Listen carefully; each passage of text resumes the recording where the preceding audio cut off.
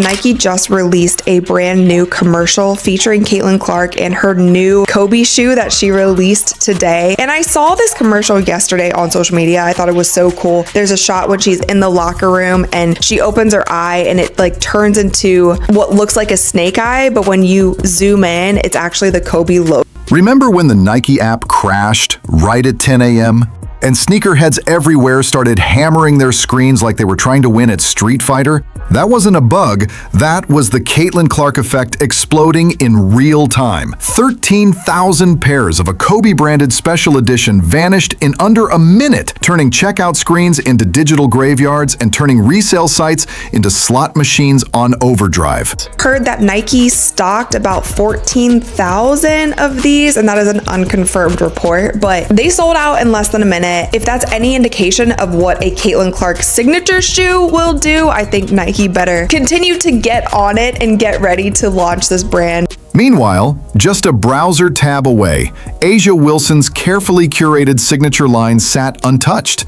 Like a party invite everyone ignored. Welcome to Nike's biggest pivot in decades, and the plot twist is better than anything in theaters this summer. For 2 straight years, Nike threw everything at Wilson's brand. Exclusive emblems, narrative-driven designs, even a commercial directed by Malia Obama. It was a full-court marketing press. The mission? Make A'ja the face of women's basketball and let the sales follow. On paper, it made sense. 2-time league MVP, Olympic gold, tons of charisma. But here's the hitch. While Nike was polishing up Wilson's fairy tale, Caitlyn Clark was setting NCAA records on fire like they were scrap paper after a blowout win. Every deep three became an instant highlight. Every post-game quote sent social media into overdrive. She's not just exciting, she's a content machine who boosts ratings and turns every arena into a sellout. The consumers caught on. Nike, they were a little slow to the party. Nike finally delivers Caitlyn Clark PE. Is this the first Caitlyn Clark exclusive Nike commercial since she's entered the WNBA? I know she's made a cameo here, she's made a cameo there, she was featured as part of this rollout here, featured as part of this rollout there, but is this our first official Caitlyn Clark solo commercial since she has joined the WNBA? Jump to draft night. Clark inks a deal. 8 years, $28 million, but still no solo signature shoe. Instead, she hits the court wearing modified Kobe 5s. No personalized branding, no origin story theme, just top-tier performance. And those secondhand kicks? They were already outselling Wilson's made-for-her models before either touched shelves. It was like a basement band outselling a Grammy winner. Only this group had an entire state backing them. Iowa alone saw an $82 million economic boost during Clark's senior year. But I just felt like across the board, this commercial was a 10 for 10. And a lot of people have been getting on Nike because they don't feel like they have been promoting Caitlyn as much as they should. But I will say we have to give credit where credit is due. I feel like in the past month or so, they have been tweeting about Caitlyn more. And then obviously with this shoe release, they made this super sick commercial to promote it. Eventually, Nike flinched. They greenlit a limited edition Caitlyn Clark Kobe collab, teased it online for what felt like 5 seconds, and the internet melted down. When launch time hit, the sneakers app gave up faster than a bad first date.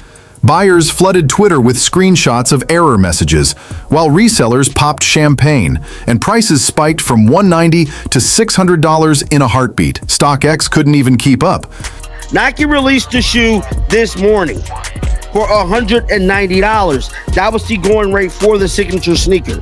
Now, I'm here to tell you, as you guys can see right here on Google, just type in Caitlyn Clark Kobe 5. StockX, currently right now, they're going for $345. On GOAT, they're going for $386. And Flight Club, you're looking at $375. Must mind you, these sneakers was just released a few hours ago. These sneakers were retail for $190. This is the Caitlyn Clark. Outside one Dallas Dick's Sporting Goods, fans literally camped out overnight because apparently Clarkmas is now an official summer holiday. Compare that to Wilson's most recent release. Shoes? Still in stock. Buzz? Barely above room temperature. Nike's sales section is humming like a lawnmower in November. And the stats? Brutal. 13,000 pairs gone in 1 minute. $2.5 million grossed before a single shipping label was printed. Resale markup hit 100 to 220% in just 2 hours. On Google, Clark-related searches outpaced Wilson's 8-to-1 on drop day. Hashtag Clark Kobe trended globally, overshadowing Wilson's campaign by 12x in engagement. Translation: Caitlyn didn't just launch a shoe. She hijacked the sneaker economy. Let's be honest. Wilson is a generational baller.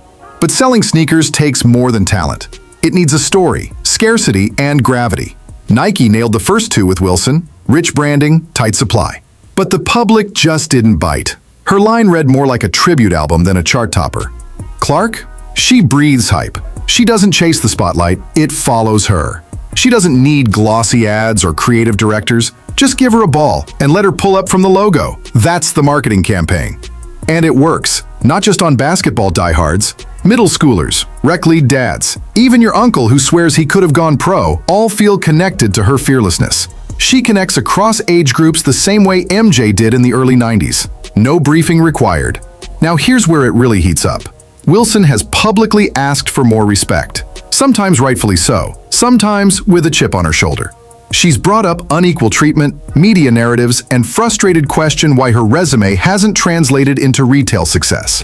And all this was done while the shoes being developed, while the collections being done.